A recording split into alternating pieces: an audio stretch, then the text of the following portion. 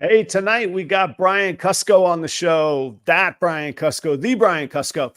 I'm going to talk to him about his media platforms that he has built, his brand, his personal identity, which is there a difference between his personal identity and his brand? We'll get into all of that. I'll also ask Brian about revenue streams from his success in media. We've got a lot to get to tonight. It's going to be a fun show. Let's get to it.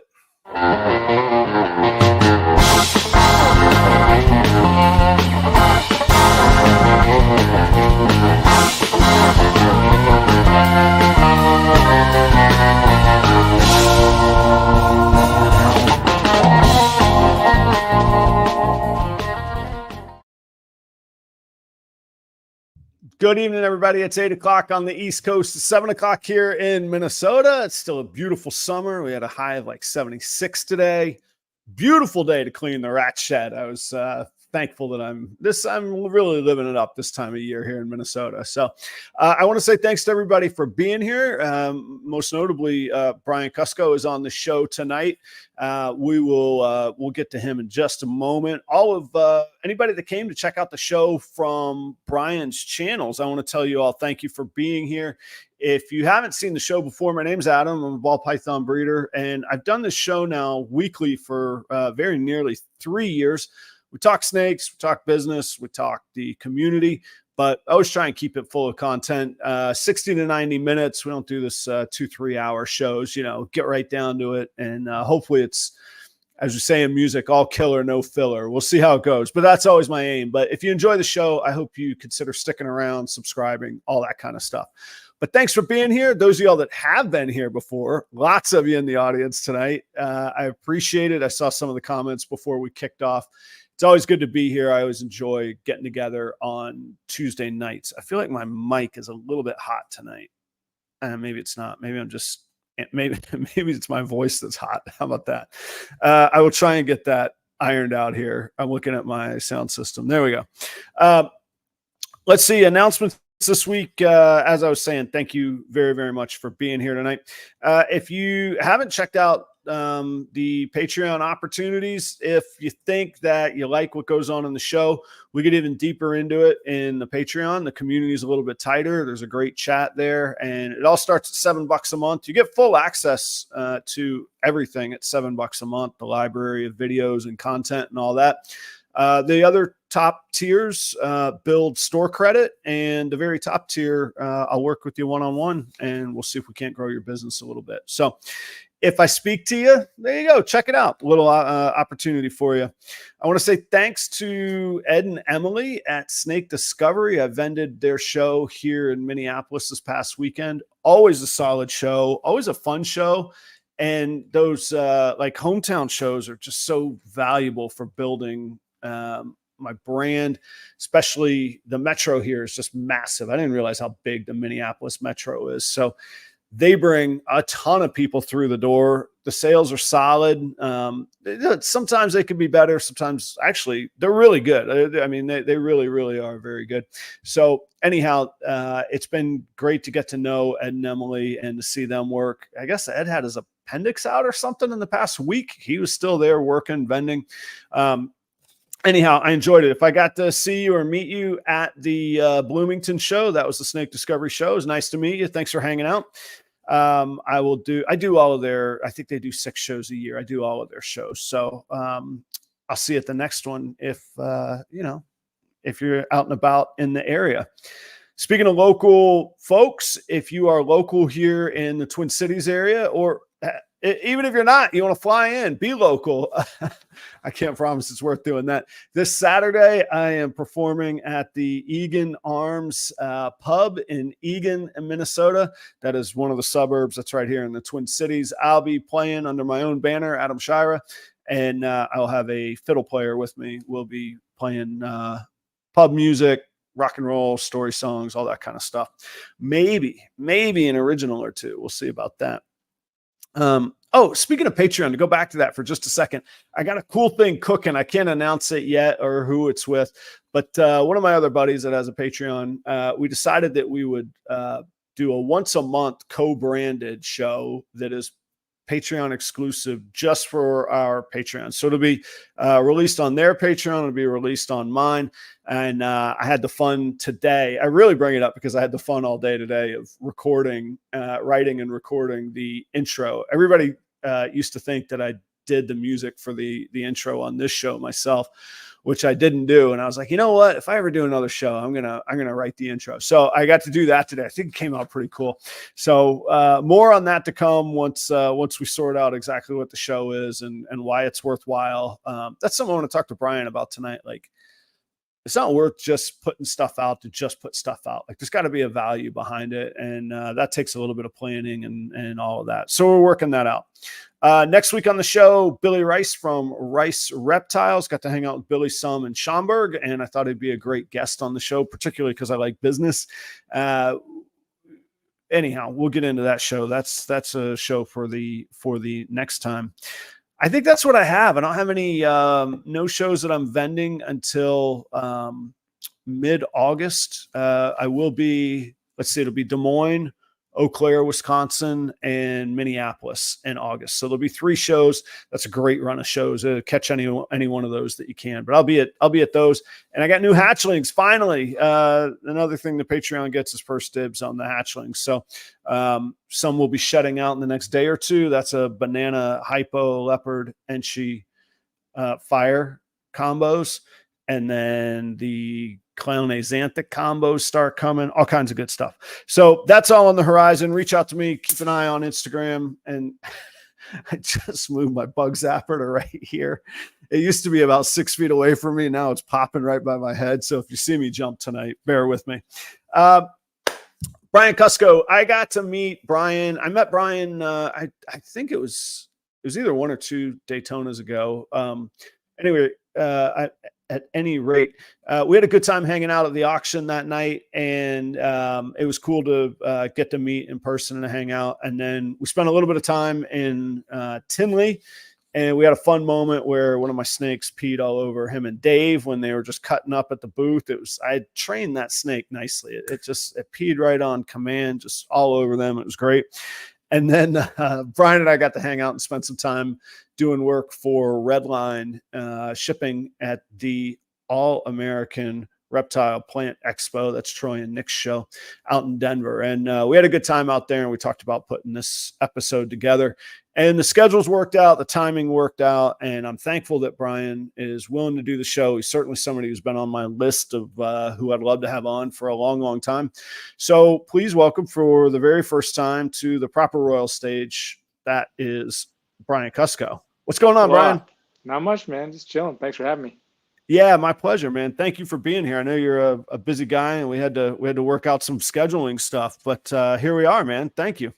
Yeah, scheduling is good. I mean, that's helpful for getting some time in there because it bounces around all over the place, and I never know when I'm going to have time or not. So it's nice to put it down on a schedule so I can go to the calendar and be like, okay, I can't put anything there. It's helpful, these calendar things, you know. It helps for being an adult. Yeah, my wife has this massive calendar that's the master calendar, and then there's these other calendars, and like, and man, if I don't put it on that big calendar, though, there's going to be a problem. Let me tell you, that's what I know about big calendars. Anyway, I know that you're a busy guy, and I always say that busy is better than the alternative. So congrats to you for what you've built and what you've created, and for being busy. I mean, it's nice. Those are all good things. So I think a lot of people probably talk to you, but just people in general would always talk about snakes and morphs and the market and this and that. I thought we'd talk about media, man. You're one of the best out there. In my opinion, you've got the numbers to prove it and that kind of stuff. So I thought we'd dig in on kind of the media side of the reptile industry tonight. How does that sound? Wow, that sounds great, man. Yeah, and thanks for the compliment. I definitely don't see that about myself. I made a little post sharing your post on Instagram, and I was kind of being 100% facetious right. with my comment, but maybe there's a hair of truth to it, I guess. Dave Kaufman just texted me. Speaking of Dave, you were talking about we got peed on, which he shouldn't have been able to because I put this thing on airplane mode so I wouldn't be disturbed during this podcast. But I guess it comes through over Wi-Fi too.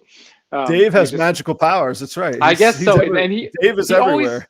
He's like 100% rate of interrupting me during a podcast. Like he does it, he just like knows like, oh, Brian's on a podcast. I better start sending him messages and calling him. It almost every time. It's amazing. But he was just asking about the snake discovery thing. As you mentioned, snake discovery. We're going to the final build off, which me in some kind of moronic state last week, I was wondering, should I go? Should I go? Like, are you an idiot? Sometimes these thoughts cross in my head, and I can only come to the conclusion that yes, I am a moron, and it's amazing that I've gotten to the place that I am because I don't really have any kind of media strategy. My only strategy seems to sometimes be like self-sabotage. How can I really mess this up? Let's see. It may sound like I'm trying to be humble or something, but that's actually the thought process that goes through my head. It's like, wow, did you do that? Well, maybe we can distill it down into a process and a system. Like tonight will be the night where you suddenly go, this is what I've been doing this whole time. That would be great. I'll tell you one thing that I've started doing recently. It's high hopes though, right? Yeah. It's, I mean, he was asking, so when Dave texted me, he was asking if I was going to the meet and greet after the build off. You know, they're having a meet and greet the day after. I was gonna say, actually tell me about that. I'm not familiar with that. So this is at Snake Discovery here in town? Right. Yeah. The last 2 years, last 3 years has it been now? They've been having these build offs in the summertime where they invite a bunch of other content creators to their zoo facility to have a build off and see who can build the best enclosure. And then they let their followers vote on whose enclosures are the best. And then, as I said, for the last 3 years, they've been doing that. And they take the top 3 winners from the past years. And now they're having the final where all the people that got in the top 3 will now have a final build off. I was fortunate enough to get in the top 3, which does prove that it wasn't purely a popularity contest. I would say, because I was definitely one of the smaller channels. I mean, the year that I was there was Dave Kaufman. Clint was there. I'd say Clint probably had the largest following of all the other people that were there. Maddie and Tyler were there. Hunter Hoke was one of the smaller channels. It's a super nice guy. He came with his mom. It was awesome. L's Reptiles. Adam Wickens was there. I'm spacing on a few of other people. Jessica Hare. Not Jessica Hare. Sorry, different Jessica. Anyway, there were a number of people there, and Clint came in. I don't remember if he came in second or first. I came in third, and I think Garrett came in first, which he has the smaller channel even than me, I think, at that point. But his enclosure was so good. Like I even told people, because they come around and they would ask like us to give a reason why people should vote for their enclosure, you know, on their video. And I said actually you should vote for Garrett's. Just take his, yeah. Because he did a really good job. He had a great story and like using his grandfather's tools inside of the enclosure and just like the whole process of him built. It was really cool. He deserved the win in my opinion. So are you back competing this year? Like, do you do a new build or how does that work? New build, yes, new build. Back competing this year. It's a bigger enclosure this time. We know less things. There's more rules, and that's about all we know. We don't have nearly the insight that we did the first time around. When is this taking place, man? The actual day of the build off is August 6th, which is a Tuesday, and then the meet and greet is the following day, August 7th. Cool. Of course, I'll be out of town that day. I was like, this is going to be a perfect place to come stalk people and be really weird, you know? It would be. Yeah. It was the really cool thing too about it was like when we were all there, even though it was a competition, literally a competition, there was a lot of like people wanting to lift each other up. There didn't feel like as much as there was competition, it was more like a fun kind of competition, like we're having fun with this idea that we're going to beat you, versus like I actually have animosity and want you to go down, right? You know, so that was pretty cool, especially for a bunch of creators that hadn't met each other before. What's that? Well, and sorry, first I got to say thanks to Chris Eaton. Chris, thank you, man. I appreciate it. I had a little project I got to run by you, Chris. I get your honest opinion. I'll reach out to you afterwards. But thanks for the 20 spot too. Cool. I was thinking about Chris. I think about Chris actually more often than he probably would be comfortable with. But, But he was the first person to invite me onto a podcast ever.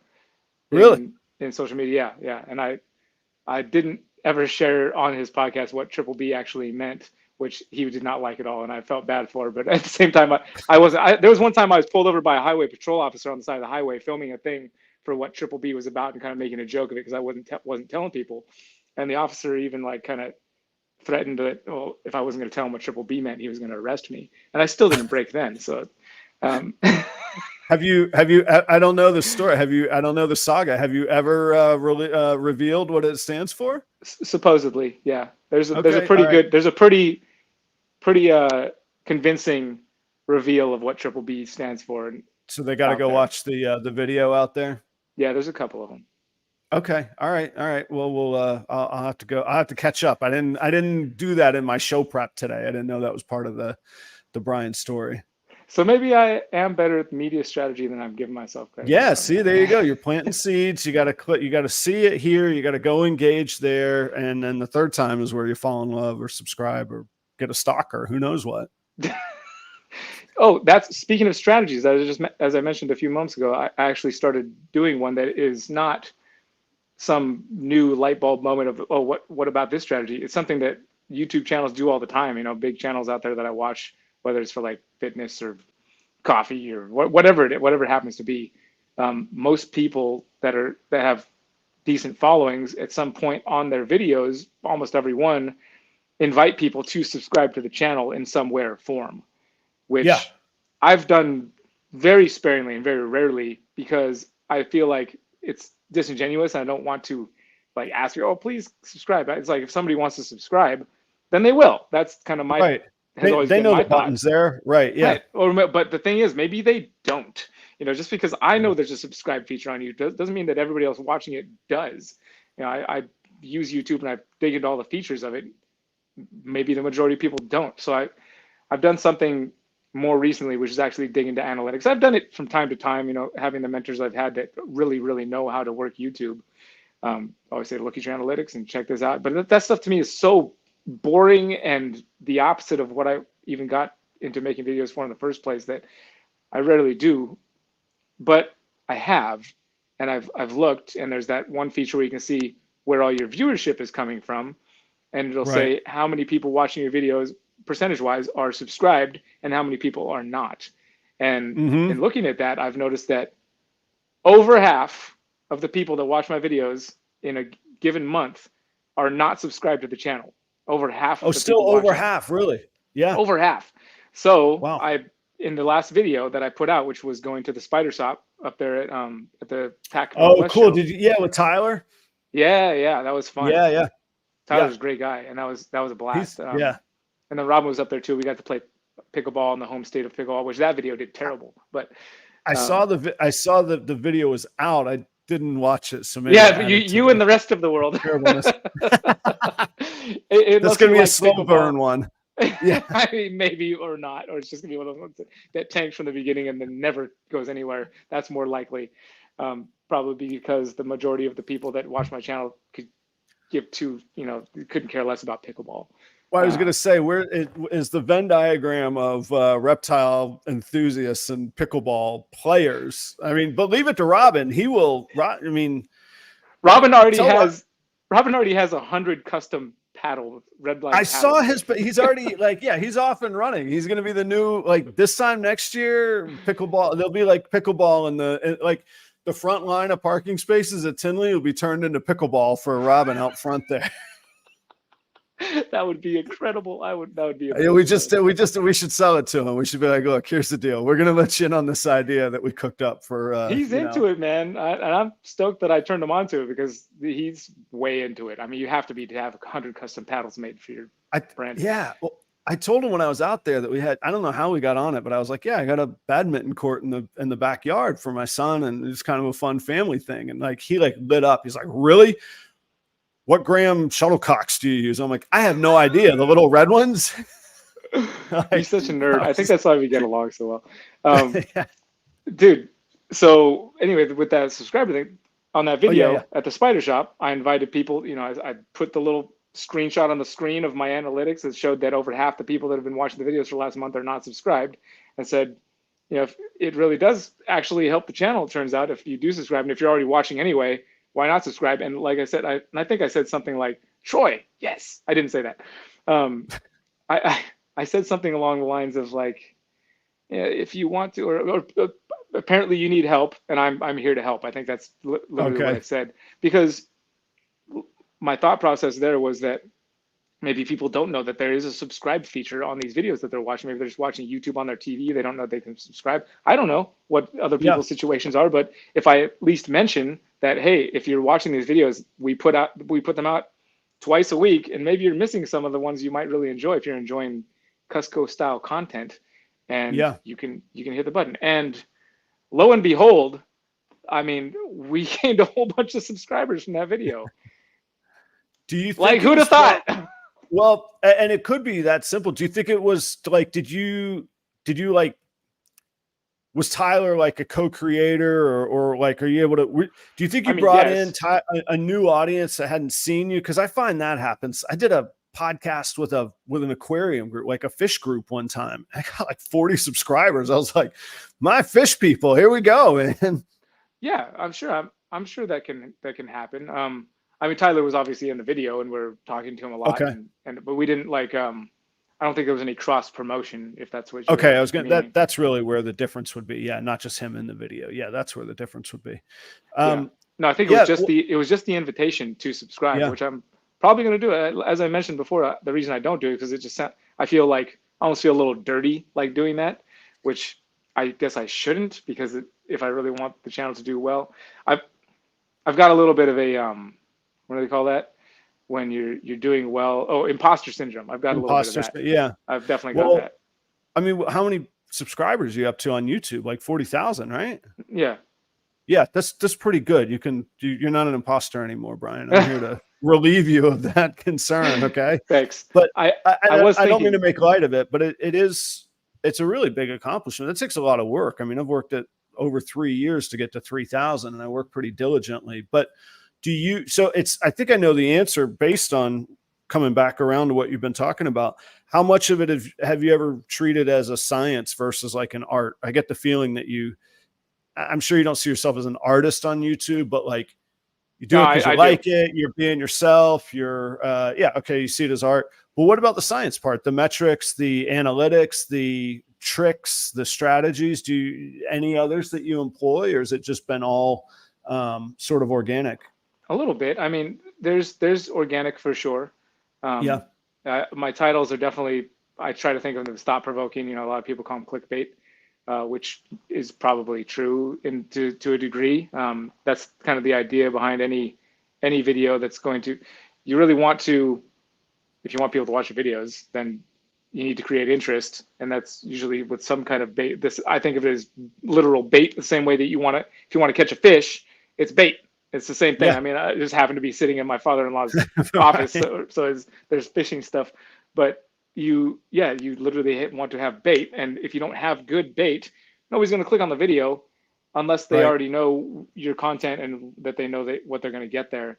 But then the thing is that you have to. So I think where the term clickbait comes from, when it's a negative term or has negative connotation, is when you put something up there where somebody clicks on the video, but then it never takes place, like something like Mike Tyson knocks out this guy or something, and then you watch the whole video and Mike Tyson is not even in the video. That's clickbait. Yeah. But that's why when I do build my thumbnails, I always just take screenshots from the video. Any thumbnail I've created, with the exception of like text on the screen, I literally just pull stills out of the video and piece them together in Photoshop, so that, like, the video from this past Saturday was just the centipede that Ian was holding on his arm, and then a shot from me in the car when I was talking about something. I had kind of like a introspective look on my face, where I'm like, got my finger on my face, and I'm like thinking. Right. So I just took those two still shots, or those two screen grabs from the video, and made them into the thumbnail. So it's like the thumbnails are never clickbait, because the thumbnails are always pulled from the video itself. Like, the images you see on the thumbnail is from you're going to see it in the video. And the title was like, this happened at the spider shop. So that's kind of like a grabbing thing. You're like, what happened? Right. And then another thing I say not fake, because I'm looking at the centipede on the thumbnail. I'm like, man, that thing is huge. Like, if I didn't know anything about centipede, even if I do know things about centipedes, I look at that, it's probably, it's photoshopped. or forced perspective, Yeah. which it was a little bit. His forearm was in front of his face, but it was on his forearm. So the centipede, the centipede was the size of his forearm, and Right. I just put in text on the screen, not fake, because somebody might look, I might look at it and be like, that ain't real. Right. but, Yeah. You're just making this up now. Yeah. but yes, it was a massive centipede the size of his forearm. So much of the fact when we were shooting the video, I was looking at it through the lens while I was shooting him holding that centipede, which still seems crazy to me, especially since it crawled up on his hand. I said, I think you can even hear in the video, somebody was like, oh, I think this is the thumbnail.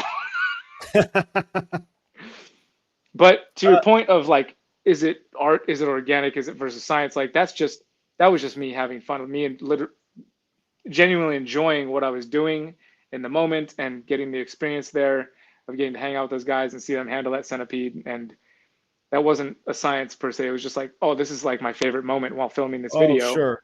So let's make that the thumbnail. Yeah. Yeah. I think for me, I think the best YouTube experience is obviously in the content itself, being authentic, being engaging, like you say, sort of being honest, delivering on what you clicked on. But I find myself getting into, all right, here are these demographics. Here's this part where, or the metrics, this is where interest falls off. I try and look at that. Like it'll show you where the point in time where the most people click away is. So I try and look at that stuff, but in the end, I've never been able to quantify like what helps me or doesn't help me. At the end, it's really just, in this setting, quality guests, quality conversation. I will say the guests that like participate and make it a conversation inevitably make for better shows and higher engagement than like somebody that comes with their own agenda. Or if I have to do like, okay, next question, how about that? Like the dead air stuff, or where I have to drag somebody along. But yeah, I have found, and you have a whole lot more experience than me, but I have found that the stuff that I'm most interested in or genuinely excited about, or a true aha moment that I can share, that's the stuff that performs the absolute best and builds the most too, I think. Sure. Yeah, genuine stuff. I mean, that's my favorite thing. I realized that I should be able to look at the chat here and see if I have to reply to anybody, but I can't. I can't find it. There it is. I know I'm supposed to be able to see it. Anyway, I couldn't figure it out. I think if you're on your phone, you can't. I think, but I can pop. Yeah, up. I guess not. Well, tell you what. If somebody has something they want to answer, just pop it up on the screen. That way, I can see it. And I do. I got my notes here, so I've been jotting down a few things. So, guys, yeah, cool. Like Keith just put a question up there. We'll get to some of those at the end as well, so we stay a little bit focused. But I always leave a little bit of time. So, audience, I'm not ignoring you either on your questions. When you got started, did you and I guess two-part question. So, did you spend a whole lot of time trying to get everything perfect, learning all these different things? Or did you just jump in? And whatever that answer is, looking back, what would you recommend to somebody else that was thinking of trying to start or getting a start? Yes. And yes, I definitely wanted to get everything perfect, but I also did just jump in. I mean, the first couple of videos, not so much. The very first video I ever edited was something that went on a YouTube channel that I created years before, just so my buddy, we could upload this little clip of my buddy being ridiculous in his living room, like handling a bunch of money and singing a little song, like money, money, money, money. And it was like, we uploaded it and it was like sideways, like it was a vertically shot video that you had to like turn your head to see it. And that's the channel I uploaded the first video I ever actually edited to. And it was just a GoPro video. I got a new GoPro and I would just move back from Hawaii, and we went to the local lake in the town I grew up in with my sister and family, and I put it to music and cut it up and did it on the GoPro Studio app and just put that there. And I was like, it was not for anybody or anybody in particular. It was just for me, it was just for me. I was like, I was enjoying the process of like art. That's what when you asked about art, I was like, yes, I definitely feel like I'm an artist. I say this phrase at the beginning of every uncut video that the other video every week is a cinematic masterpiece, which they have been sometimes. Okay. And maybe more often than not, maybe I'm not giving myself as much credit as I could, where I do really enjoy the process of filming something beautiful. And, there's this one drone sequence I put together once at the town Morro Bay down this road from where I live now. And just spent a lot of time with sound design and like building in the sound of the birds or like the boats or the waves and stuff, even though the drone's Yeah. not picking up any audio whatsoever. And then with the Right. music and the timing and I just spent a lot of time on this like 30-second, 45-second clip of just these cool drone shots, and I love doing that. So the art part is what really drives me. That said, after I made that video, I think the first videos I uploaded to the Triple B TV YouTube channel, which is now, of course, the REDLINE Report channel, I just strapped a GoPro to my head and did an unboxing. It was a bamboo female ball python that I got from Wilbanks before I even knew really who Mike Wilbanks was. Well, actually, I watched some of his videos on YouTube, and that's how I knew who he was. Yeah. And there was a little, like I maybe cut a couple things, and I definitely took a little moment and slowed down the part where I said bamboo female, and like slowed it down half speed and let the audio be slowed down too. It was like bamboo female. Yeah, drop your like, pitch. Yeah. I was like, haha, that's fun. I'm gonna put that. But other than that, it definitely wasn't perfect, not by any means. The first video that I spent a bunch of time trying to perfect was a video I went and shot at Prehistoric Pets, and I did like an interview with Jay Brewer back. This was like 2015 or something, and Jay talks like a madman and is all over the place, and I just like interviewed him for like 45 minutes, and then shot a bunch of B-roll around the shop, and screen grabs, and like did research to find Google images and whatnot, and edited that video down. It was like 45 minutes of raw just interview, and then plus whatever B-roll I got, and I edited it down to like a 4-minute video, literally taking like pieces of what he said 32 minutes into the interview and splicing them with sentences that were like 5 minutes into the interview, and taking like half sentences and putting them together so that they made sense in my mind. And I probably spent a good month editing that video. I was going to say that the time that it takes for what you're talking about, you've got to really love the process to get into that. And I found I got burnt out on that process myself. I was going to say, how do you keep it exciting? But I mean, if it's innately something you really like, I would do that process with music, like recording music, getting the thing. It really spoke to me when you said, trying to get the sound of the waves and the birds, because that means that there's a mix in there too. The call of a bird is piercing, whereas the drone of the waves, unless it's where it's crashing, that has a little bit of a different cadence and a sound to it as well. And like, that speaks to me. That's drums, guitars, vocals, background singers, reverb, all of that. So I really enjoy that. But I found like putting pressure on myself or having deadlines to get a product out there was at odds with that whole editing part. And then I found my time being gone. Like, how do you balance that? I know that you do the uncut stuff. How do you balance though your time with editing versus, I guess I'm assuming you look at this as a responsibility now. I'm assuming you're making some money, if not a whole lot of money, or your livelihood from it. So where do you balance the enjoyment versus the responsibility? The videos on YouTube have translated to how I support my family. So yes, I definitely feel a responsibility with it. And you're also correct. And we also have that same musical background, as you know. That's where, for me, a lot of that translated over to video, where the creative aspect of that I've always enjoyed with music since I was a kid has translated directly over into video, where I still enjoy putting music in the videos and editing to music. And so that's part of it for me, that luckily that transferred over. Otherwise, I don't think I'd be able to do it as much as I have. And as you mentioned with the uncuts, that is part of trying to balance how much time I put into editing a video with how much time I have. That was the whole idea of the uncut, is like, it seems to be, luckily, one of the more watched videos, that my more watched videos consistently are the uncut videos, which is great because it's literally just me talking and spilling my guts for 10 minutes or whatever. And then I just put in a little tongue-in-cheek cut right at the beginning of the video.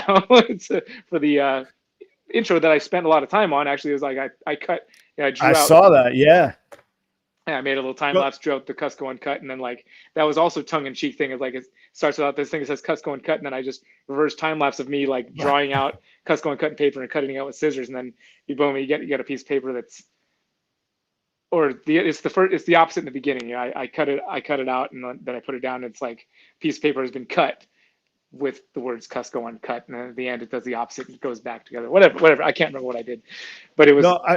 But I did want to ask you about that, and I didn't mean to. I got excited and I almost cut you off. I'm like, wait a minute, I know what you're talking about. I'm cutting myself off, so you feel free to do it too. Did you are all of those still shots that that came to look animated, or are those clips that are edited together? I don't remember clearly enough in the back of my head, but I mean, there has to be how many individual clips are in that one clip? It's just one take of me cutting out where I drew with pencil so that you couldn't see it on the paper unless you looked really, really closely. I drew very lightly in pencil the Kusco uncut words, and then it's just two cameras, one take, two different angles of one take of me cutting the words out, and I just tried to keep the paper in the frame as I was cutting. There's one shot from like over. I think there's one shot over my shoulder so you can see my hands working, and then one shot directly down on the table so you could see just the paper and what's being cut. And I just took that and I sped it up in a time lapse. And then as the musical hits go like da da da da da da da da da da da, I like cut between the angles of the shots. Oh, cool. Like, da, da, da, da, da, da. And so I'm cutting between the two different angles of the time lapse of me cutting the thing out. Got it. And that's what it is. And back when I first did that, it was before I knew what I was doing organizationally with building videos and like having those different musical things separate from the videos. I used to not keep any of my raw footage, and I would just, after I got the project done and I had the video that was going up to YouTube, I would delete all of the raw footage because space, was way more expensive back then than it is now. Right. And so I would just delete that stuff. And so still to this day, the clip for that Kusco Uncut thing is attached to a video. So I have to like actually cut the music short, or I did cut the music short a while back because it just went in, like I let the music trail in underneath. It was like the ringing out of that last note of the hit, like, and it would go into the video. But when I put that in whatever editing thing I was doing, I had to, if I let that play out, then you would start seeing the beginning of whatever the video was that I did it for the first time in. And so I had to cut it so that it wasn't showing that video anymore, even though I could have done layers if I knew what I was doing back then. But what ended up happening is not that. And I could probably go back if I took the time, which, as we talked about at the very beginning, is one of our hottest commodities and don't have a lot of. The hottest, honestly, yeah. I could go back and find that track because it's somewhere on Epidemic Sound where I still use the music from today, and I could grab that clip because there's something about billiards. I remember the title of the song is something about a pool hall or something. I could probably find the song, and then, but I don't have the extended clip of the cut out. I could figure out a way to do it, and I would actually enjoy the process. Which, to go back to what you were earlier asking, is like to tie in with part of your two-part question is, from the first video I ever uploaded and the processes that I went through in creating the different production qualities that I did, a lot of the snake hair videos, which were some of my first videos, I remember people even commenting like, wow, the production level on these videos is amazing. I was like, wow, thanks. I actually did put a lot of time into making sure I had lots of good B-roll and that the audio was decent. Didn't know at the time that I was actually getting really high quality audio by recording in my wife's closet with all her clothes there. It was like a great, I didn't even think about that. Room, right? Yeah, totally softens room. I didn't even, I know that stuff from recording music, but I didn't even think about it at the time. It was just a convenient place to record. And then until we moved out of that spot and I started recording in this other room, and I was like, oh gosh, the audio, what happened? I have to fix that.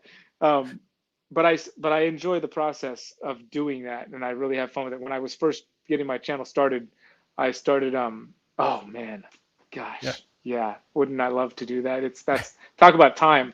For people, people can see on the screen. If people are watching on the screen, they know it was just mentioned there. Dang it, Music Mondays. Oh man, I love those. They're so fun. They're so good. They take so much time. I even got to a spot where I made the process of Music Mondays just everything. The song that I could write and record in one day, and the video, and that's what you got. And some of them turned out pretty decent for literal 24 or 12-hour production. Right. Writing to recording to filming the music video for the song. And you know what? Gosh, I'm really bad. I'm cutting myself off all over the place in my brain. I'm like trying to answer the question. I'm like thinking of all these things, like the fact that YouTube deleted my most watched video of all time got deleted last month. Why What did it they was delete it? because of it was inappropriate content. You know, the Oh, song's called "Pee on a Tree," but the thing is, it had been on YouTube for years at I this was gonna. point and had got like 1 million views. Are they And not familiar with Chris Eaton and they're after you for pee on a tree? Like, did you show yourself close up peeing on a tree or I something? mean, of course I did. What kind of, but it's not like yes, I mean, I you didn't did. expose yourself though, No, right? no, I didn't. Okay, It's yeah. I just, was like, for all what they could know, be I was the? holding a water balloon and spraying it on the tree. You know, you couldn't tell Yeah, what's the that problem with that? it's too inappropriate. It probably got reported by enough people where they're like You somebody didn't know how actually. edgy you I were. I My I, goodness. I guarantee what happened is that, or I can't guarantee, but my guess is that what happened is enough people reported it to where an actual YouTube person, an actual physical person, reviewed it because it had enough views probably to be where they were like, okay, it's got however many million views. We should probably look since it's been reported this many times, and they probably that real person probably decided, yeah, it looks like he's actually peeing on that tree. We're going to take it down. They sent me an email, said, we've removed this. And when they say removed, they mean they actually removed it. I couldn't even go find it in my, like, you know, unlisted videos or something like that. It's just gone. Yeah, I didn't even. To be honest, I really didn't. I couldn't even imagine what like. Obviously, I mean, we might not know exactly where the line is. We know that there's stuff on the other side of the line. Fine, I get that. But like words or like I can't. Of all the stuff on YouTube, that's what they went after, huh?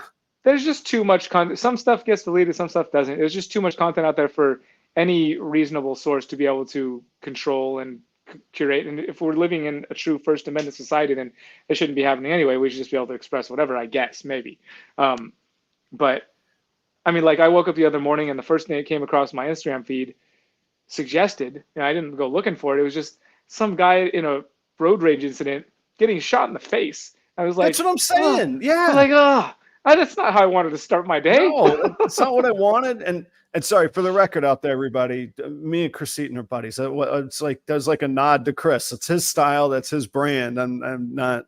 We're not starting anything here. Right. But hey, look at this. So speaking of snake discovery, I think this is the first time I've seen them in the audience. This is pretty cool. It's a nice milestone for me here. But like I say, I got to vend with Ed and Emily this weekend, so it's pretty cool. Yeah, at the bill, I am frustrated. I'm not going to be in town. I would have found a way to, I don't know, maybe entice somebody with some whiskey bottles or something to hang out afterwards. You could probably do. Right? I mean, Ed enjoys a good whiskey. You could probably You could entice. probably, yeah, you could probably do something like that. All right. Well, I'll have it on the calendar next year, I guess, or something. I'm not sure if it's happening next year or not. Yeah, This it's is the all final. over, right? This is the Yeah. final. I'm sure they'll do something else amazing as they've been doing. They've been known to do a few things. Yeah. Yeah, they've been known to do a thing here or there, I think. A couple, yeah, things there. I actually, I hope one day we'll have Ed and Emily on. But honestly, one of my questions will be like, why do all the things? I'm sure the last thing they need in their life is the headache of putting on 6, in town shows a year. I don't know. I'm thankful they do. Yeah, I'm so thankful they do. It's a huge part of my income, and it's a great part of my livelihood. So I'm thankful for it. But anyway, that's for them, not for you to answer. But where were we? We're peeing on trees. We're doing music Mondays. We're doing all kinds of stuff here. Well, to go back to kind of the original intent or the very first words that I even saw when you posted your thumbnail about this video was like media strategy, is to really drive home the fact that I really didn't have one, and I'm really still trying to figure out what that might look like for me. Something as simple as what would be not commonplace, but what would be like YouTube strategy 101. Invite people watching your videos to subscribe. That's like such a like level 1 strategy that I'm just really starting to implement into my videos. So there's really not much strategy that I've had. And I think the only reason that I've had any success whatsoever is because A, there's people that like me that are looking out for me. B, I enjoy what I do. That's why there's even people that like me, I think, because of the genuineness. I think that the fact that I actually do enjoy what I'm doing attracts the right people that I like, and people that like me because it's me, doing my thing. And there's no real it's not contrived, you know? Right. So I get to work with people that I really like and care about, and they care about me, and it works out well that way. Cause I never would have had any success on my own. It's been through other people who have enjoyed the content, who have been like, hey, look, I think you would work well with this guy. Other people who actually have good business minds and are on that type of thing. They were like, I think, to go back to Garrett, I think, we talked about Garrett for a moment, did we not? Yeah, he won the Yeah, he won the build-off. Yeah. snake tips, everything. Yeah, because he's awesome.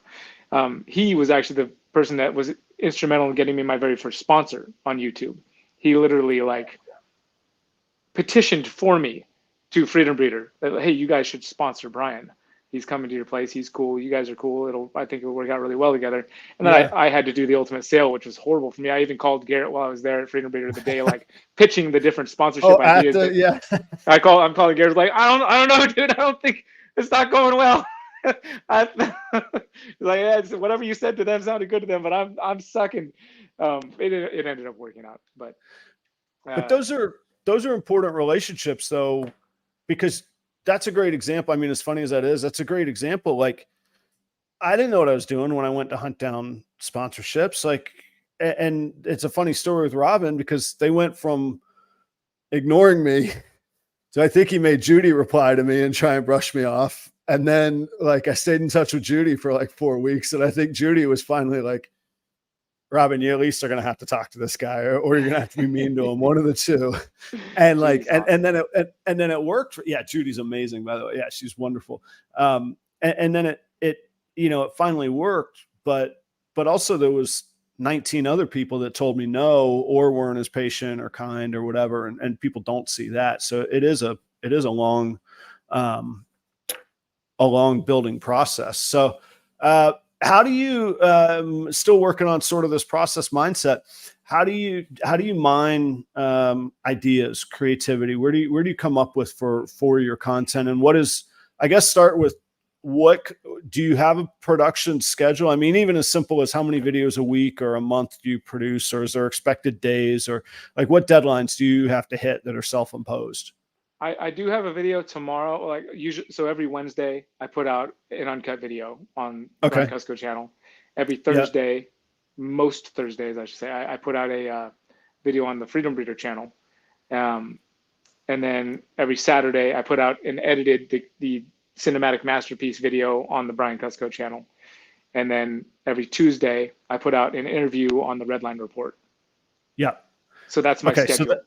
So that's a lot going on. And I'm not familiar with, I guess I should be, I'm not familiar with the Freedom Breeder channel. So is that their content, or is it your content that they've sponsored and that they put their name on? Or both? It's me producing their content. Okay. All right. I film, edit, and upload their videos to their channel. Gotcha.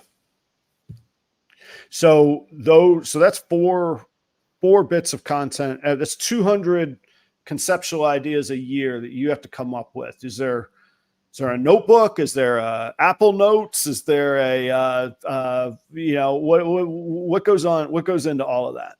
Yes, it's all over the place. Sometimes I just will have an idea pop in my head, which is where the Kusco and Cuts really come in handy, because which I'm actually probably, instead of uploading a Kusco and Cut, I haven't recorded one yet today because my plan has gone to, I'm going to put a link to this because this is very much uncut and we're having a conversation. So this will kind of take place of my Kusco and Cut this week, and I'll just share the link from this. All right. Yeah. Thank you. Wow. All right. And also because the other reason was the only thing that I could think of to talk about this week on the Kusco and Cut was the wild political landscape that we're living here in America. Oh, yeah, right. Yeah. And I was like, I don't really want. I mean, I have what I think are pretty decent ideas and thoughts and feelings about it all, but at the same time, I don't want to talk about that, which is kind of true of a lot of the stuff that happens on Kusco and Cuts. Is that I feel this super strong in my heart, and I want to share about it. And I'm also very nervous about doing so. And a lot of those videos end up being that. Like, I'm feeling very strongly about this. What else could I possibly talk about? And literally nothing else will come into my head. Like, this is the only thing I even think about to share, because it's the thing that's affecting me the most right now. So I'm going to record that and I'm going to share it. And half the time I'm just like, Yes, I recorded that and putting it out to the internet. And it's not that bad. I don't have too wild, crazy. Well, according to some people, probably. Actually, That's the that's not thing, true at all. yeah, According to some folks, it's I am insane and a that, lunatic.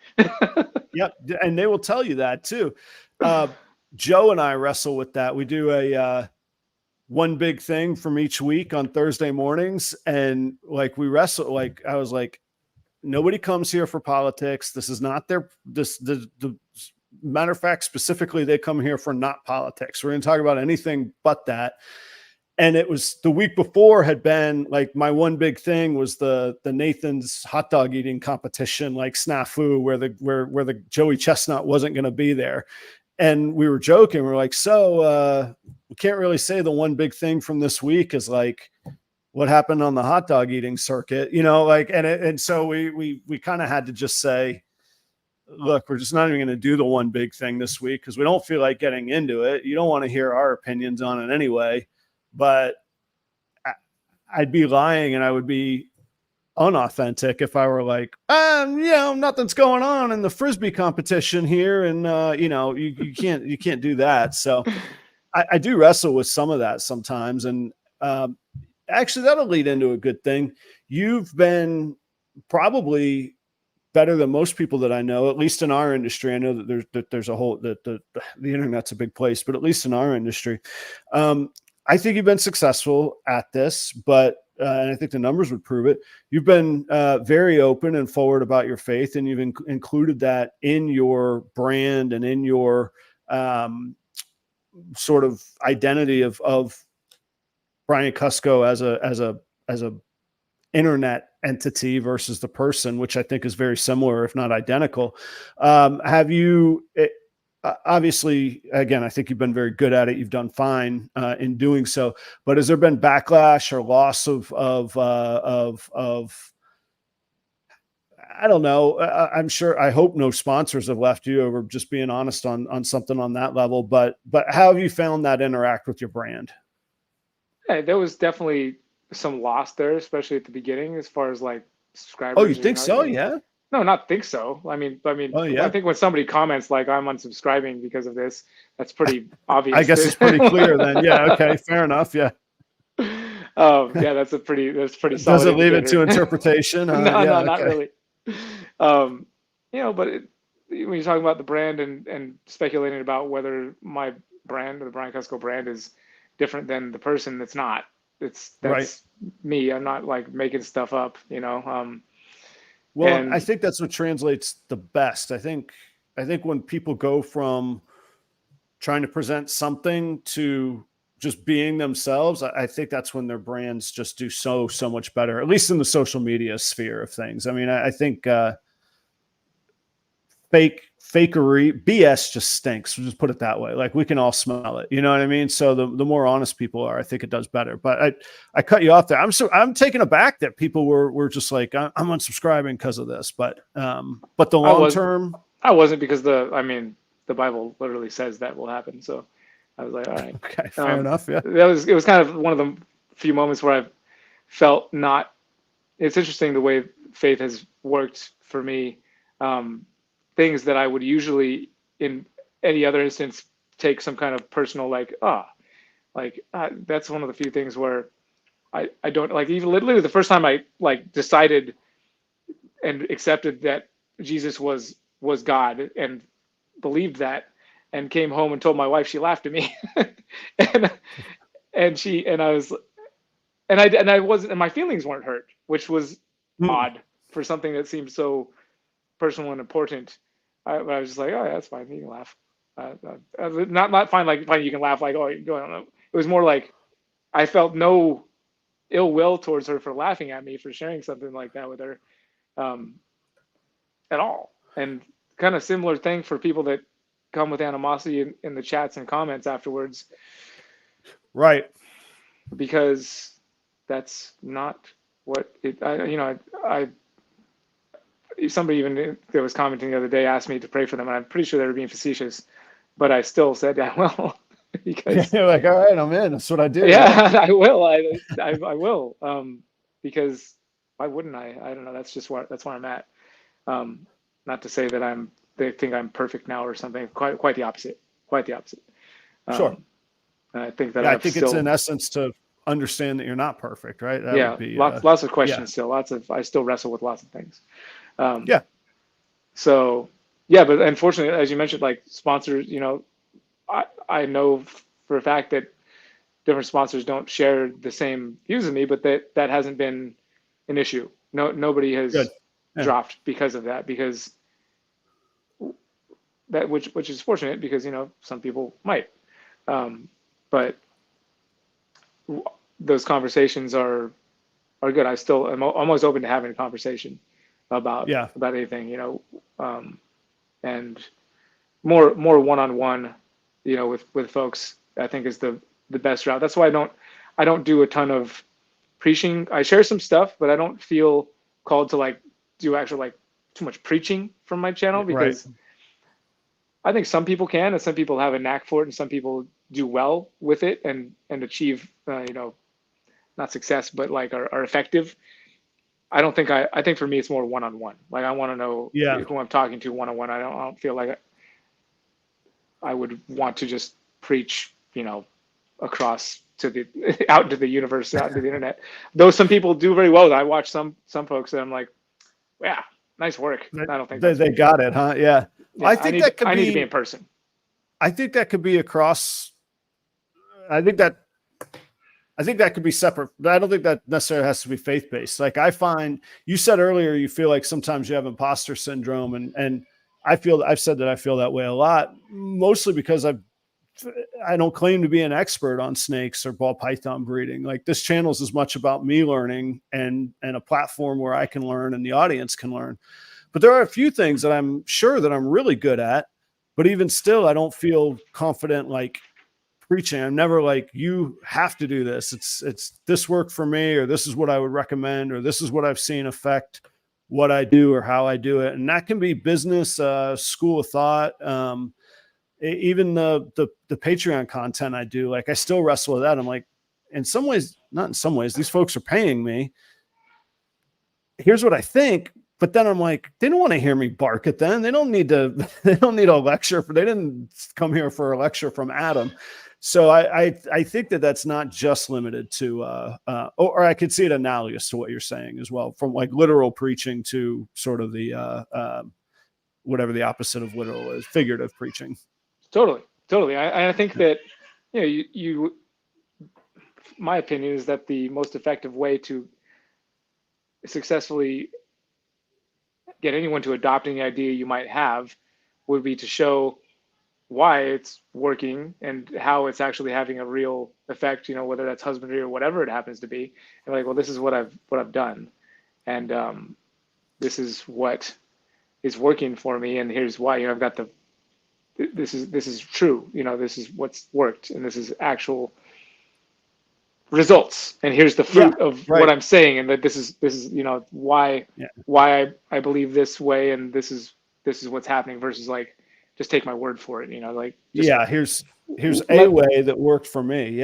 Let the proof be in the pudding, so to speak. Like, and that goes for anything I think that you're trying to explain to somebody or help with. And sometimes that can come in the form of strong opinion, but the internet, and going back to the political thing, about which is a foreign idea for me, but it's just like, there's so much emotion drawn stuff, and it's like, if you get into somebody's emotions a bit, that can be very powerful in like evoking a response, which I will just go ahead and put part of what I was going to talk about in tomorrow's Uncut here instead. It's just that there is a lot of it, and there's a lot of emotional stuff on either side, which is not necessarily good because that's when, and I think that politics have gotten very good at playing on that. Like, the people that are there on either side have gotten really good at playing on people's emotions to like, build this, they're the other one side or the other.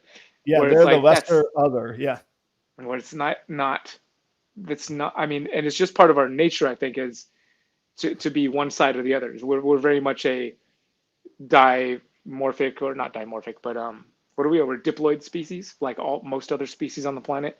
So just even by our nature, there's one side or the other. Like, our chromosomes are built out. We got two sides to the chromosome, and even just anything with the way digital things work. It's a 1 or a 0 for all the digital stuff to work in. That's true. Yeah. It's yes or no. Yeah, I mean, there's maybe, but I think that maybe is so up in the air that it's like, no, is it yes or is it no? I'm not taking maybe. It's gonna be yes or no.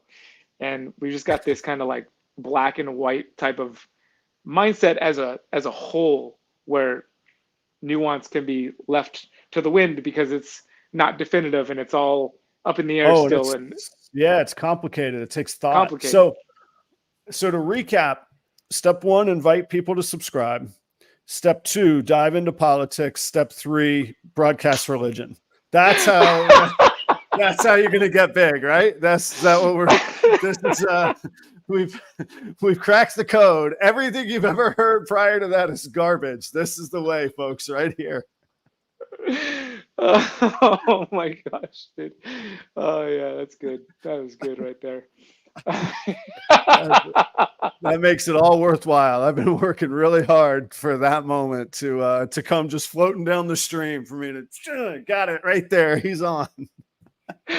Oh man. Oh yeah. No, I think my most recent videos that people seem to be enjoying a lot are the going to the shows and showing what people are buying, or what people are selling. The most, I haven't uploaded this one yet. This will be next Saturday's video, is what are people selling and how much. Like the last video I did, I haven't up again.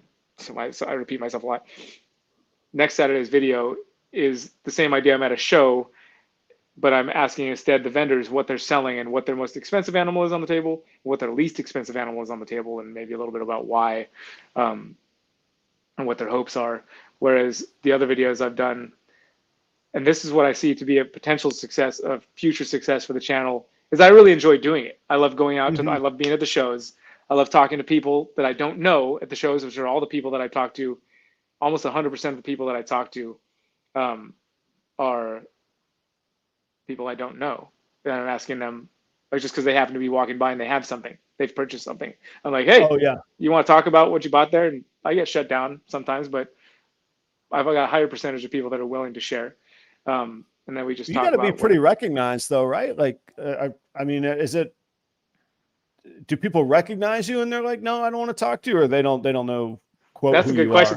Those are the fun ones for me. It's like, maybe they've seen one of my more controversial videos and they're like, yeah, I've seen you, buddy. I don't want to have anything to do with you. I get that feeling sometimes, rarely, but yeah, more often than not, just somebody's willing to share about what they've got.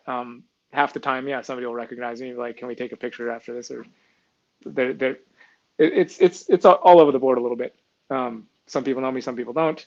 Some people are willing to share, some people are not willing to be on video, and that's what it is. But it seems that people do enjoy that content of seeing, getting to know what is it that people are buying, how much are they paying, what are their plans for what they bought at the show. I think that's useful information for people that want to attend a show, people that are vendors at a show, or just in the hobby and industry in general. It's kind of interesting content. So it works for my channel, I think, because that is the basis of my subscribership, is reptile, exotic animal industry stuff. As much as the channel is called Brian Kusko, and I give that self to its artistic, I let that lend to its artistic license of being like, I can put whatever I want here. This channel is named literally after me. So it's anything that's happening with me, right? I can put it here because that's what the name of the channel is. It's Brian Kusko. It's not Brian Kusko's Reptiles or Reptile Life by Brian Kusko. It's just me. So whatever I decide to put up, to my own detriment sometimes, I just want to. Is that Emily or Ed? I don't know.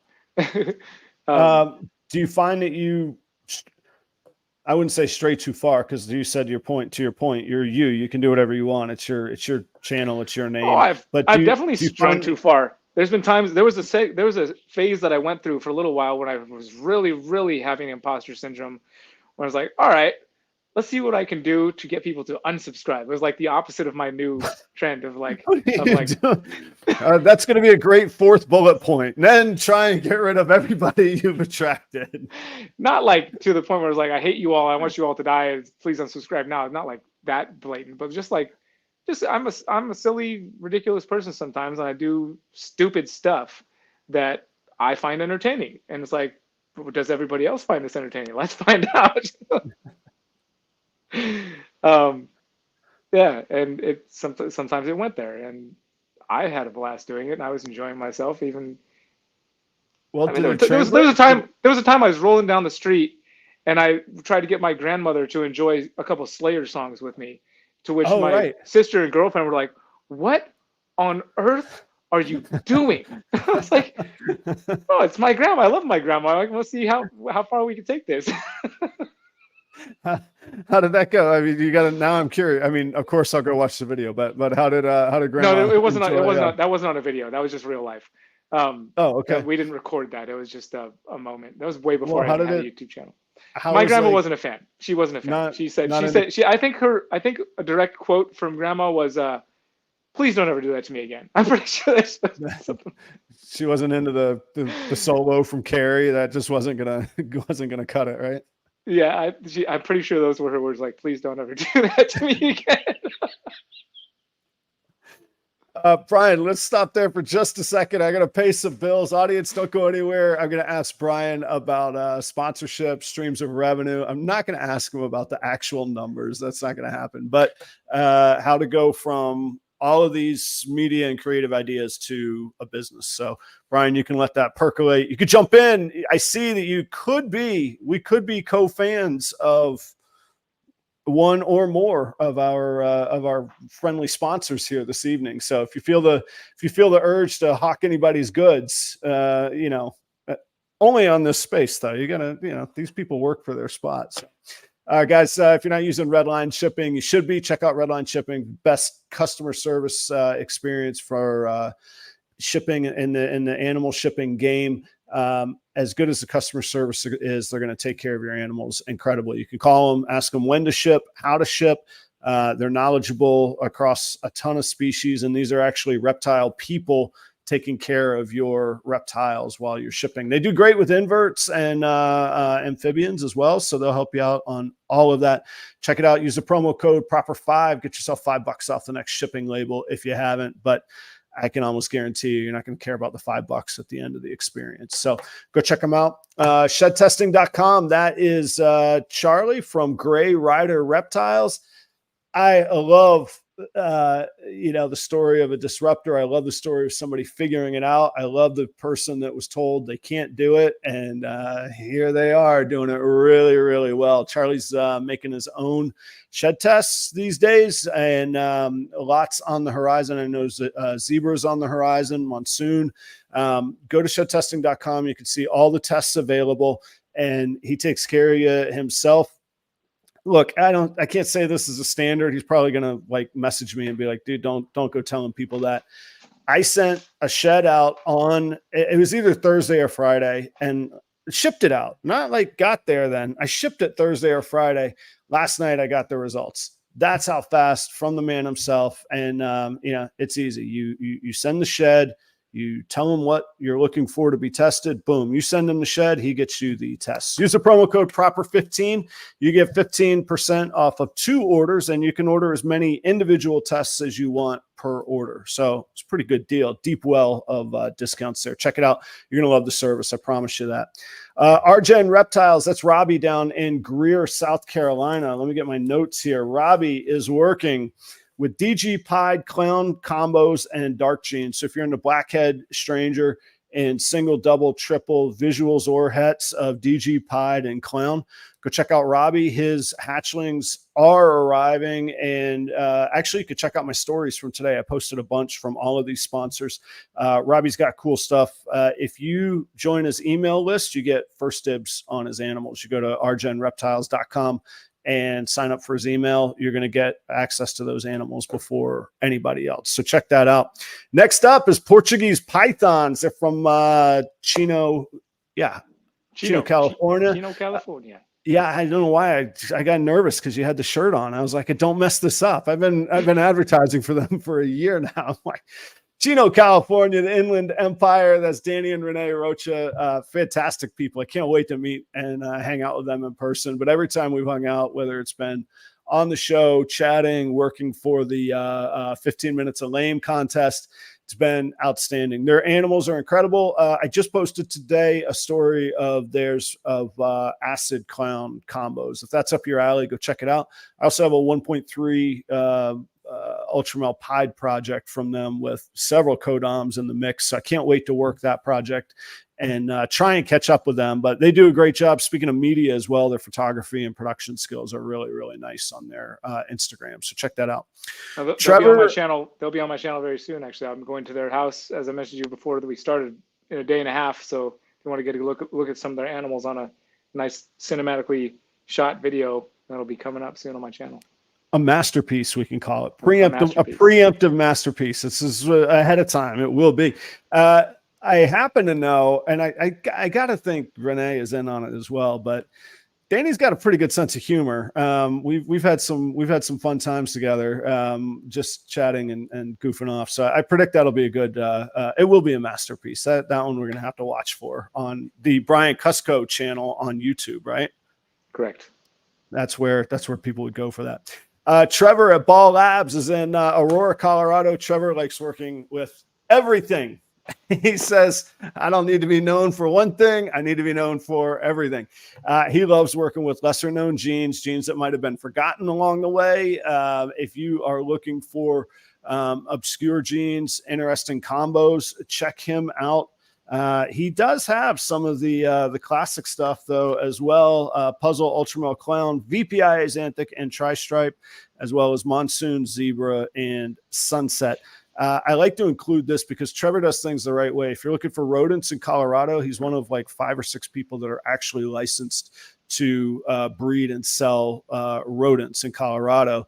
And I think it's just a great testament to how he's doing things the right way rather than just the easy way. And that definitely translates into his business and the animals. So you can check out Trevor at Ball Labs. Last but not least is Chris at B and S Reptilia, the very first sponsor of the Proper Royals channel. We're still in business together. We'll be vending together at Tinley in October. He's my business partner there at Tinley, and I'm thankful for that. If people ask, Adam, how did you get a table at Tinley? Well, I had a little bit of help. But one of the helps I had was Chris having all kinds of species. So he's got ball pythons, of course, blood pythons, boas, locality boas. Pituophis is the word, the bull snakes, the pine snakes. He said those are on their way. They'll be here in just a couple of weeks. So if you're interested in any bulls or pines, get in touch with Chris now on that. Otherwise, he will have the permits to have those legally at Tinley. They'll be on our table, I guess, unless they sell out or they're spoken for ahead of time. But he certainly intends to have enough to have at Tinley. So come check us out for that. In the meantime, you could check him out on Morph Market or his Instagram page. Thank you to all the sponsors. Those are literally the guys that keep, and men and women that keep making this channel worth doing along with the audience. But the reality is it does take a lot of time. Brian and I have been talking a lot about that this evening. And I'm so proud that nearly 3 years later, I can't believe it, here I still am on Tuesday nights hanging out with people like Brian Kusko. How cool is this, man? Thanks for being here, Brian. I appreciate you. Yeah, man. Thanks for having me. Like I said, Tuesdays are always particularly special to me too. My family has always had a thing with Tuesdays. Like my grandparents, my grandfather always had his Tuesday outfit, and like Tuesday was always a special day for whatever reason. Really? Yeah. Any reason that you know of for that? I think just because it was a random day, and just to make the day more special, because Tuesday, it's not a hump day, it's not Monday, it's just kind of in the middle of those, and it's not Friday. Certainly, it's not Sunday, and it's not the weekend. Yeah, Friday's easy. It's Tuesday. Yeah, Just kind of getting the week started. It's not Monday anymore, but you're just still at the beginning of the weekish, and you always had the thing that Tuesday was a special day, even up to the point where I'm gonna get emotional. My grandparents are no longer with us, so just like it just continued to go on. Like my grandmother ended up passing away on a Tuesday after a lifetime of my grandpa making Tuesday a special day, so that she went to go be with him on that day. So I thought that was pretty special. But Tuesdays are great days. Tuesdays are great days. Well, to be honest, I chose 8 o'clock on Tuesday because I didn't think anybody was doing anything at 8 o'clock on Tuesdays. I was like, all right, I got a fighting chance if I do that. That may be the same reason when I was doing live streams regularly, it was always on Tuesday. Probably right about now is when I would kick them off. I haven't done them for a while, but it was always Tuesday about this time. So, and I think also not just because we had a Tuesday thing in our family, but that was also my train of thought, was like, I don't think anybody else is doing anything on Tuesday evening. Yeah, There were a lot less people live streaming in the reptile space when I was doing those live streams. Also, there was way man, less. I know, and I'm thankful. I used to get almost like mad. I'm like, oh, you had to choose Tuesday at 8, like, because people would come with, I'm like, of all the other hours, of all the other slots, you want to come up against Adam, huh? And like, I'm certainly not gloating. I'm just happy. I'm proud of what I've accomplished, but like, I did fine, whether they were there or whether they weren't there. I was like, okay, Adam, you're good enough. Just do your thing. There'll be ups and downs.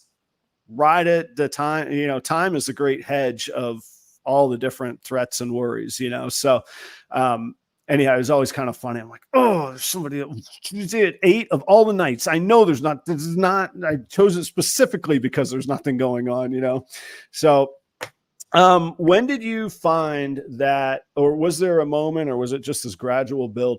Was there an aha moment of when you were like, all right, this channel, this media, this exposure, this branding, this is cool, but there's a real business opportunity here, and not just like hobby, like there had to be a moment you went from like nothing to something, and then from something to, oh my gosh, maybe I could quit my job one day if I do this right.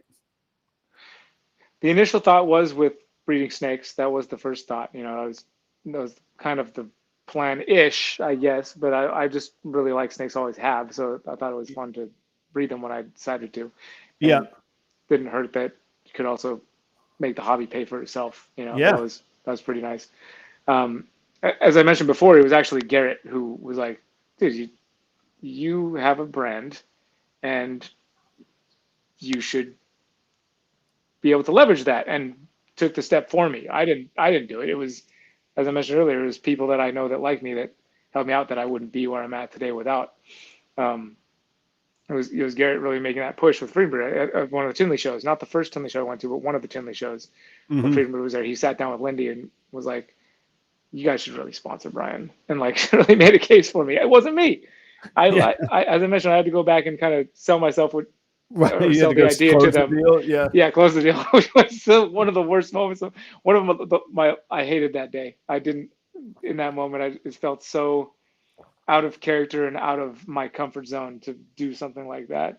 But it worked out to the point where they supported me so well that they were the only sponsor I had for 5 years or so. Wow, that's a nice, I mean, again, not getting into the specifics of numbers, but to not have to worry, or I guess. Yeah, I still wanted to make sure I was doing a good job for them. So there's that. I never got to the point where it was like, take it for granted or feel like I was entitled to that, because I didn't. It was like, if even in the moment when I was trying to sell it, I was like, I don't know. Like Garrett obviously said, I don't. But it, like I said, it worked out. And to the point where I was fortunate, and I've told this story a number of times, so sorry to those that have heard it already, but over those years, lots of people reached out about sponsorship. Over the course of those years, hundreds of companies reached out about sponsorship, and I always just was like, thank you, but I already have a sponsor. That was pretty much the message I gave back to every single one. And then Morph Market, when John was running Morph Market, it was at one of the Tinley shows again, which, if that's not a reason or endorsement for reasons to go to Tinley Park, which I still think is one of the best shows in the country, as much as I love all the other shows that I go to. But there's always been something special about Tinley for me. And that is just a side part. I'm even just putting together now that the two first sponsorships I ever had, kind of culminated at Tinley Park. Tinley Park is just awesome in itself. Right. I'm even just now realizing that it was Tinley for both these things. But John was sitting down with me. He was like, we'd love to sponsor you. And that was one of the first ones in all those 5 years or whatever it was, 5 or 6 years, where I actually didn't say no thanks. I was like, because I'd already been using Morph. I jumped in on Morph Market when it was first launched. I had made basically, whether some of the marketing from YouTube helped, which I'm sure it did, but 100% of my sales for at least the first year came through Morph Market. Back in 2017 when I produced my first clutches. So I'd already been using them for, I was a founding member. I still am a founding member of Morph Market as far as being a member when they first came out. So when John, and I really like John. And so when he first proposed that, I was like, well, I'm not going to say no, but I'm going to say that I need to talk with Freedom Breeder, and I need to talk with Jesse and see how they feel about it, because they've been my only sponsor for the past while. And talk with Jesse and the specifics about, like, what this is, what it would be. I don't want it to be take away from what we've been doing for the past 5 years, but he gave me his blessing. And I was like, go for it. And I was like, sweet, thanks, man. So I came back to John. I was like, all right, let's do it. And that was my second ever sponsor. Still a sponsor today, even though they've changed ownership. And REDLINE was the third. And that was also a relationship that had been existing long before REDLINE even did. I was in talks with Robin because he was friends with Brian, and also Robin shared through Reptile Report, one of my first pieces of content that went viral. It was just a video of a reticulated python shedding in a tub, but it was REDLINE, or it was Reptile Report sharing it that made it take off. And so there was that relationship already years and years before. So yeah, and then I've been working with Husbandry Pro recently. And we'll see where it goes. What really sold me on it was, I didn't know that Billy was actually an owner until because I reached out to him after, like, I'd been approached by them, because that's pretty cool. I could use, a new husbandry thing, and we could see how it goes. Right. If neither of us is happy with how it's going, and no bad blood. Sure. So I reached out to Billy because I knew he was always promoting it. So I was like, Billy, what do you think about it? He's like, well, I'm part owner. It's like, oh, perfect. All right. Well, I love you. I love Billy. Billy's awesome. So I was like, well, there you go. And so it's always been emotionally driven for me. It hasn't been business. I've never reached out to ask anybody to sponsor me. I've never once done that. I'm not saying that that's bad. I think that's a good way to do it. And there's plenty of companies out there, and there's plenty of people making great content that you should be looking for sponsors if you have a reason. If you have content you're putting out, then that's an opportunity for sponsorship to happen. I think Freedom Breeder was kind of on the forefront of doing that, being a sponsor. Dave Coffin probably had some of the first sponsors with Rainbow Mealworms and Zilla and stuff. I think was some of the earliest reptile companies sponsored, or exotic animal reptile specific actually companies sponsoring content creators with some of those instances right there. I remember Brian mentioning that. He's like, I'm really glad Freedom Breeder is doing that. They're kind of like taking a pioneering stance in being a sponsor of a content creator, because there's not a lot of that happening. But my point is that my tactic might not be the best for building a business. It's not based in business smarts. It's based in, which people have told me that's not true.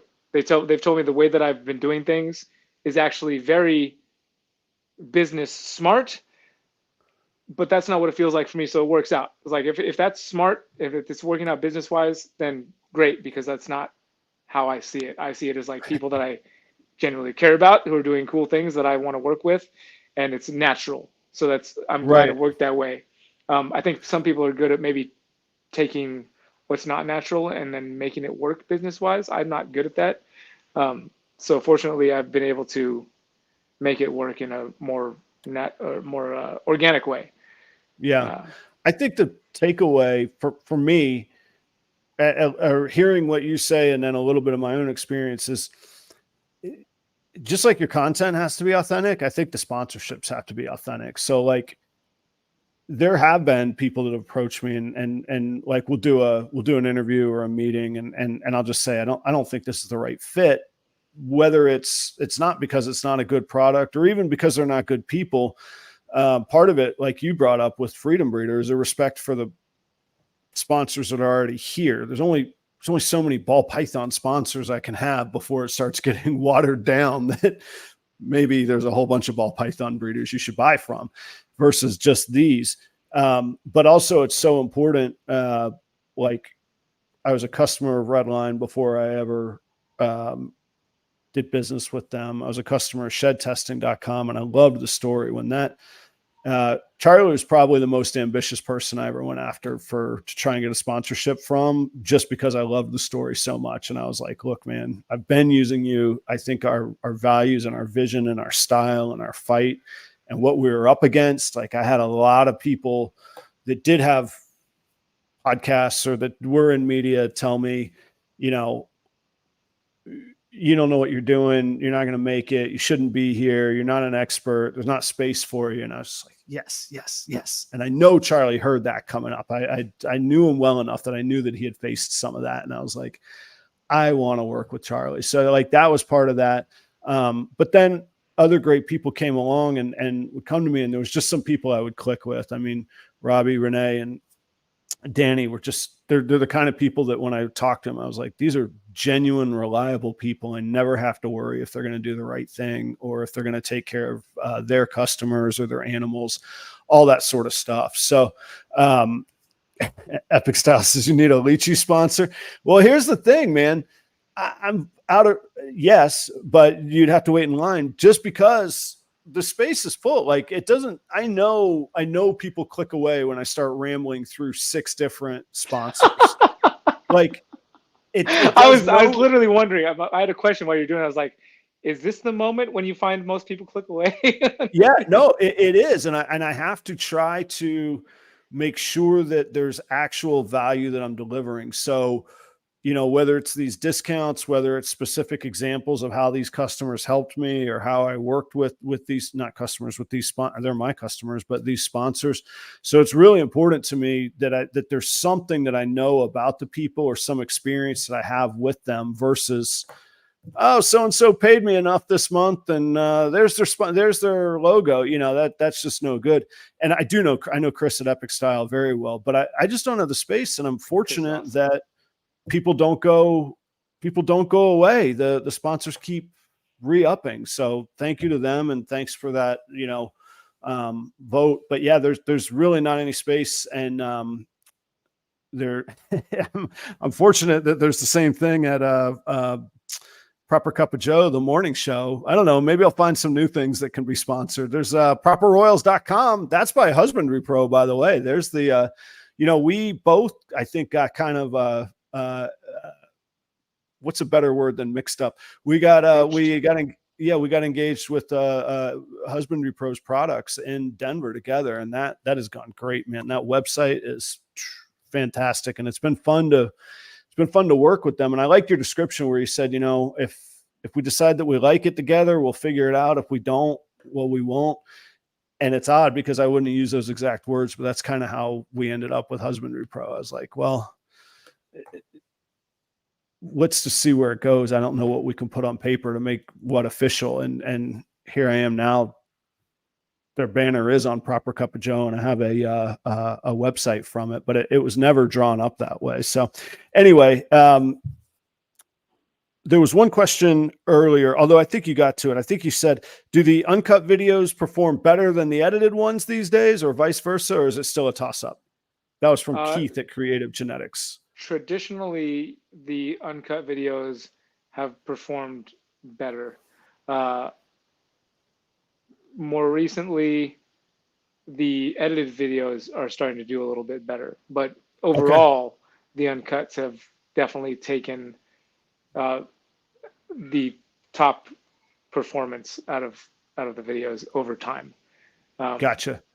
For sure. What do you? This is kind of the quick fire section now. What are you feeling most excited about? Like when you get out of bed in the morning and you got to go make some content, what's like the project or the style or the whatever it is that's got you excited these days?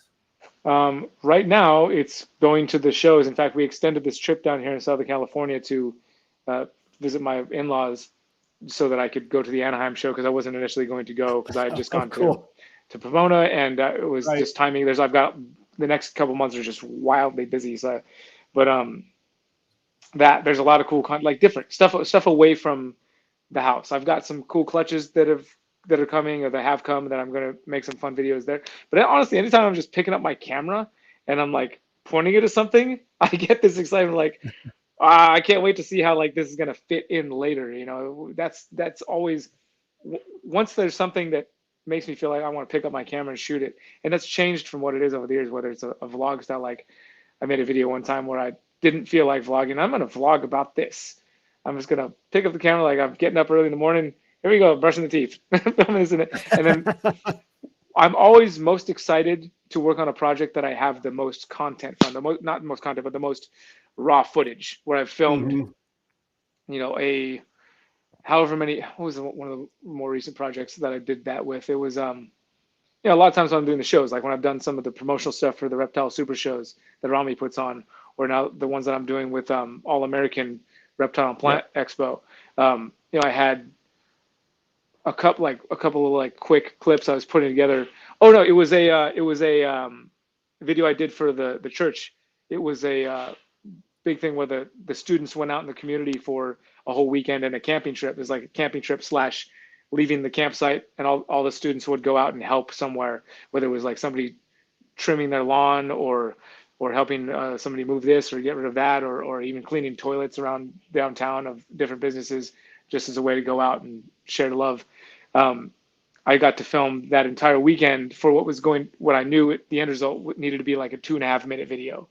And so I'm always most excited when I have hours and hours of filming. The more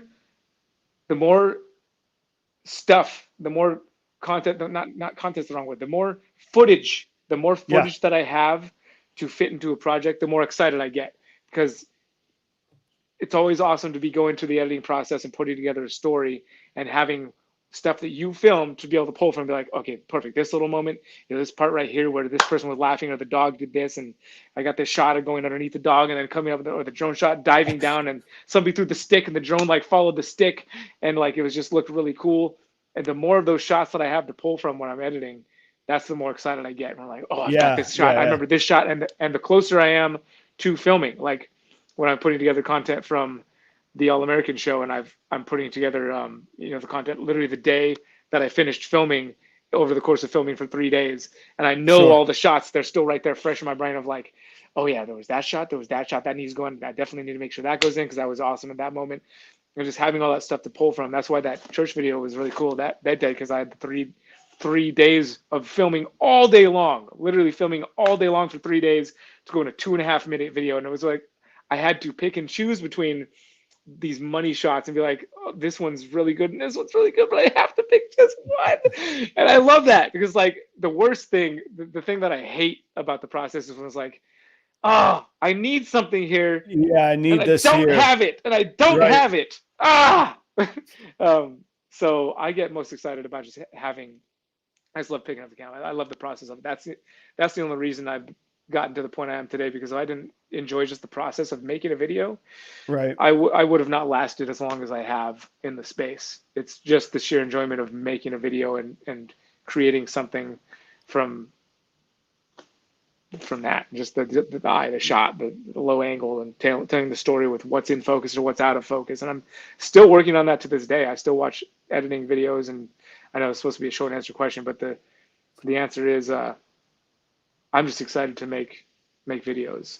And if there's something that's even remotely interesting to me that could be a video, I'm like, ooh, let's make that to the point that's gotten where I enjoy making uncut videos, where like, even though I enjoy the process of making videos so much, even just recording and just being real with the audience for 10 minutes, just even that, where I can get out of my own way and stop overthinking everything and just like let go of all the natural introverted tendencies that I've had as a kid that still plague me to this day a little bit, not nearly as much as they did, but a little bit, just to crush those demons and be like, nah, I'm not going to like hide in the shadows here. I'm going to share and bare my soul publicly on camera, and I'm going to enjoy that because it's a video. It's something I'm creating, and I'm excited to do that.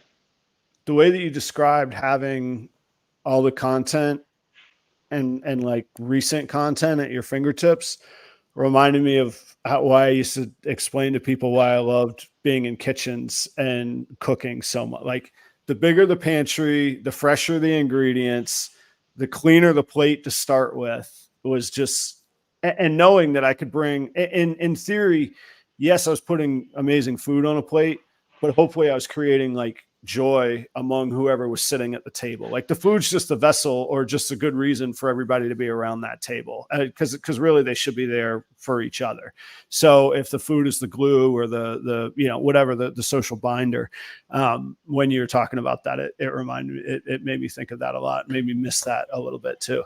And that's what I'm most excited about in these next coming months for the content I'm about to put out, is that a lot of the content that I've filmed and put out has been just me or, with my kids sometimes hanging out, which is great too. That's some of my favorite thing, as I've talked about ad nauseum, is like how it's been a time capsule, and like I've got all these great memories captured of the kids feeding their first snakes, etc. All these different memories and moments to look back on, or have videos for them to look on when I've left this world, and they can look back and be like, oh, there's Dad, and like we can hear his voice and hear him talk about whatever it is. That, but also what I'm about to be doing, like going to Danny and Renee's here the day after tomorrow, going to my buddy Matt's house that same day and recording content with them about reptiles, and but more about with them and hearing their story with reptiles and getting to show what they've got and get those crispy cinematic shots I'm going to be shooting with on the little tripod. I don't have my gimbal with me. Dang it, I forgot to throw it in the car, but I'll still get some nice, I'll stabilize it afterwards and get some nice shots in 120p of their snakes, and like even just that little, I already know some of the shots I'm going to get. It's that pan, that turn in 120 that I'll slow down 20% afterwards, so that it's just nice, crispy and slow, and just features the animal while they share their story, and put that over them sharing their story so that you have something interesting to look at while they're talking, cut back to their faces, and just like, I'll be excited to do that just as much as I'm going to be traveling to Snake Discovery soon, or any of the different places that I'm going to go. The All-American Reptile shows, the two of them are happening in September in Denver, and then the one in North Carolina, because I've been really enjoying content that I get to make other people part of. Because as I just mentioned, a lot of my content is just me or my family, but getting to venture out and make content with other people, my friends, or my people that have yet to become my friends at shows, and make it a big social pie. Well, I think that ties it back to the beginning of like what a goal should be. We didn't even get to building a community, which we're pretty famous for, but that mentality is like, I've always felt that there's got to be something that I'm giving. I'm providing something. And if it's not me, then my guest is bringing something to the table. So let's see, there's two really fast questions, because I promised you we'd only be at 90 minutes. We're at 97 now. So we're fine. Well, I got, people only want to hear people yap for, that little metric where it falls off. I know where it falls off. No, sometimes, 3.5 hours. Sometimes it just depends. It's enough. Yeah. Okay. So Chris says, and this is his question, not mine. Do you travel to any shows and get paid for it? Or is that something you're open to for more revenue? Yes. And yes. Okay. There we go. So there it is. You have that on the record. And then Josh at Sundog Serpents, will you be at Daytona? Yes. Then you should go by the Sundog Serpents table. Come say hi. They're good friends of mine. They've been awesome supporters. You should go see them and say hello to them. You go feature them on the free. What do they have? What do they have going on at their table? Ball pythons. All right. We'll do a feature them on the Freedom Breeder channel, because we'll be filming for Freedom Breeder at the Daytona show. Boom. There you go. You ask, you receive. I will put you in touch with them. Cool. Brian, thank you so much for being here. I know you're busy. We talked all night about all the stuff that you have going on. Thanks, man. This is really cool. I'm looking forward to seeing you. I'll see you in Denver, I guess. I won't see you here on the home turf in Minneapolis. I'll be out of town, ironically. But I'll see you in Denver. Maybe Charlotte first. Which one's first? Denver. Charlotte's first, huh? Denver's first, then Charlotte's a couple weeks later. Yeah. Okay. I'll see you there at both of them. Anyhow. Thanks so much, man. It's always a pleasure when we do get to hang out. It's even more so that I'm appreciative that you came on the show and helped out, shared what you had to share, and I had a fun time with it. It did not go in a wonderful way. It didn't go the way I expected it to, and that's the beauty of it. Never does. No, I know, but I mean, I know you're saying that about you, but it doesn't for me either. That's the beauty of me. Like, I purposely don't have 20 questions written. I want to have 2-3 ideas, and then we go and we hang out and we see what happens. So thank you so much for being here. Hang out in the green room for just a second if you got, two more seconds, man. I appreciate it. Audience, stick around, stay around next time. Billy Rice will be here next week. Go check out Brian Kusko on YouTube. Subscribe to his channel if you go to it. That's what you should do. And any of Brian's viewers that you hadn't seen this show before, I would love it if you would subscribe and continue hanging out with me, because I'd love to have you. And this is kind of what we do every week. So here's the blueprint. See you soon, Brian. Thanks so much, audience. See you soon. I'm gonna land this ship. Cheers, everybody.